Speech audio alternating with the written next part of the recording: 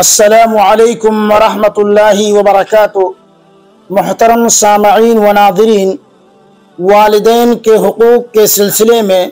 7واں episode آپ حضرات کی خدمت میں حاضر ہے۔ دوسرے آدمی نے اپنے اعمال صالحہ کا حوالہ دے کر اللہ تبارک و تعالی سے ان الفاظ میں دعا کرنے لگا کہ اے میرے پروردگار، میری ایک چچا زاد بہن تھی، میں اسے دل سے چاہتا تھا، میں نے اسے ورغلانا چاہا لیکن وہ میرے جال میں نہیں پھنسی، میں سال بھر اس کے پیچھے پڑا رہا، وہ میری بات ماننے سے مسلسل انکار کرتی رہی،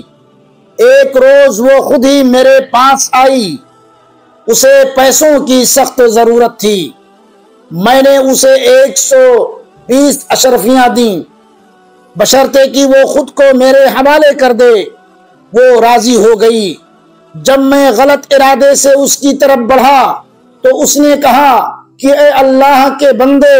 اللہ کا خوف کھا اور امانت میں خیانت نہ کر۔ میں نے جب اس کی بات سنی تو میرے اندر خوف الہی سما گیا اور میں اس گناہ سے باز آ گیا۔ میں نے اسے جو 120 اشرفیاں دی تھیں وہ بھی واپس نہیں لی، وہ چلی گئی حالانکہ میں اسے بہت چاہتا تھا۔ میرے پروردگار، اگر میں نے یہ تیری رضا اور خوشنودی کے لیے کیا ہے تو ہمیں اس مصیبت سے نجات دے دے۔ چنانچہ غار کا منہ جو ہے تھوڑا سا اور ہٹ گیا، اس دوسرے آدمی کی دعا بھی رنگ لائی اور چٹان کا کچھ اور حصہ غار کے منہ سے ہٹ گیا۔ اب انہیں تھوڑا تھوڑا آسمان نظر آ رہا تھا اور غار کے اندر باہر کی روشنی پہنچ رہی تھی، مگر چٹان ابھی اتنی نہیں ہٹی تھی کہ وہ باہر نکل سکتے۔ اب تیسرے شخص کی باری تھی، اس نے اللہ کے دربار میں یہ دعا کی، الہ العالمین، میں مزدوروں سے کام لیتا تھا اور ان کے حقوق دے دیا کرتا تھا، مگر ایک مزدور میرے پاس سے اپنی مزدوری لیے بغیر ہی چلا گیا، میں نے اس کی مزدوری کا حصہ اپنے کاروبار میں لگا دیا، میرے کام میں اتنی برکت ہوئی کہ اس کے حصے میں بھی بہت اضافہ ہو گیا، اونٹ، گائے، بکری اور غلام کی شکل میں اس کا مال بہت بڑھ چکا تھا۔ میں نے ایک عرصے تک اس مزدور کے آنے کا انتظار کیا، کافی عرصہ گزرنے کے بعد وہ میرے پاس آیا اور مجھ سے اپنی مزدوری طلب کرنے لگا۔ میں نے اس سے کہا کہ یہ سامنے جو اونٹ، گائے، بکریاں اور غلام ہیں یہ سب تیری مزدوری کا حصہ ہیں، یہ سب کچھ لے جا۔ اسے میری باتوں پر یقین نہیں آ رہا تھا، چنانچہ اس نے کہا یا عبداللہ لا تستہزئ بی، اے اللہ کے بندے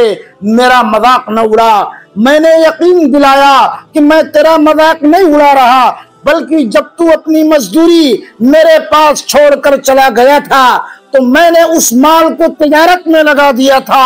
اور یہ اونٹ، گائے، بکریاں اور غلام سب تیرے اسی مال کے ذریعے حاصل ہوئے ہیں، اس لیے تو اپنا حصہ لے جا۔ چنانچہ اس نے یہ سارا مال اپنے قبضے میں کیا، اس میں سے کچھ بھی نہیں چھوڑا،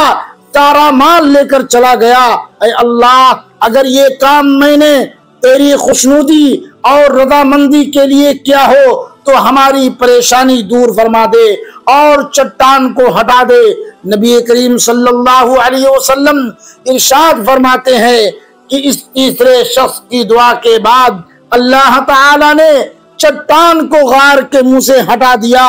وہ تینوں غار سے نکل آئے اور جہاں جانا تھا چلے گئے۔ اس لیے میرے بھائیوں، ہمیں اور آپ کو اپنی زندگی کے اندر عمل صالح کرنا چاہیے، اور عمل صالح کا فائدہ یہ ہوتا ہے کہ اس کے ذریعے سے